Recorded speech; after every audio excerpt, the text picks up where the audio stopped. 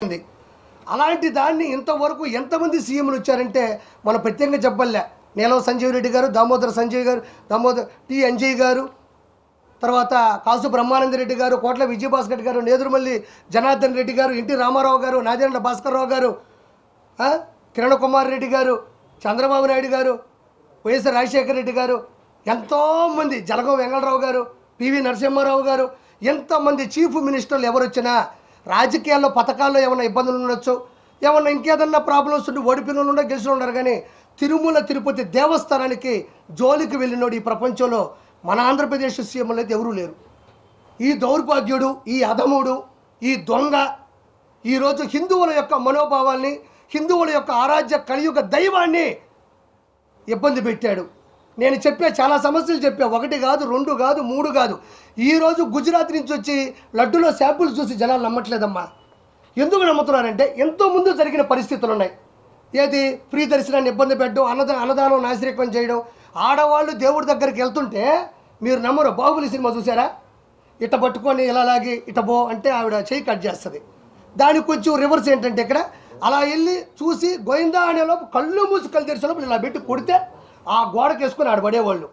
ఇలా చూసి గో అనేలోపు విందా అని అక్కడ అనేవాళ్ళు.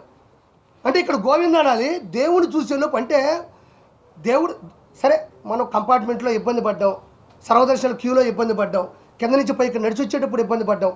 సరే ఇంకెందుకు ఇవన్నీ వద్దు, ప్రభుత్వం మారుతుందేమో, సరే పరిస్థితులు ఎట్టు దేవుణ్ణి అన్నా చూద్దామని వస్తే పాపం కింద నుంచి నడిచి అని చేస్తే ఆడకొచ్చి దేవుణ్ణి చూసేలోపే ఇట్ట పెట్టి ఒక మంచి బౌన్సర్లు, రౌడీలు, వైఎస్ఆర్సీపీ గోండాలు, క్రిస్టియన్ మతస్థులు ఉండేటువంటి కొవ్వు ఎగిరిన వాళ్ళందరూ కూడా పైనే ఉండి ఇట్ట పెట్టి చూసేవాళ్ళు ఇట్ట పెట్టి కొడితే గాల్లో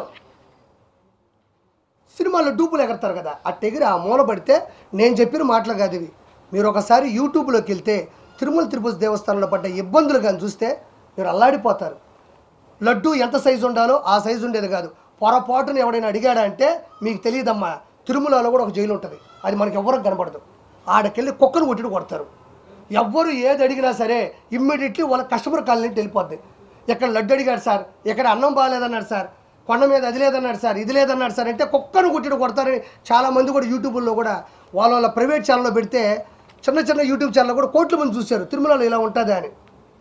1 రాష్ట్రం, 2 రాష్ట్రాలు, 3 రాష్ట్రాలు, అన్ని రాష్ట్రాల్లో కూడా దీని మీదే గొడవ జరిగింది. ఈరోజు దేవుడి దయ వల్ల వెంకటేశ్వర స్వామి ఆయన కాపాడుకోవడం కోసం కేవలం తిరుమలలో అన్ని విధానాలతో పాటు లడ్డుకు సంబంధించిన విధానాన్ని కూడా ఈరోజు తెలియడం, ఈరోజు కర్ణాటక కాడి నుంచి, మహారాష్ట్ర కాడి నుంచి, పూణే కాడి నుంచి, ఢిల్లీ కాడి నుంచి, ఆంధ్రప్రదేశ్ కాడి నుంచి ఎక్కడ పట్టినా దీని గురించి హిందూ మతస్థులంతా గొడవలు పెట్టుకుంటున్నారు. కేవలం ఏంటంటే ఆయన క్రిస్టియనిజం బతకాలా, 7 కొండల మీద వెంకటేశ్వర స్వామి ఉండకూడదు, ఇదేదో భలే ఉంది,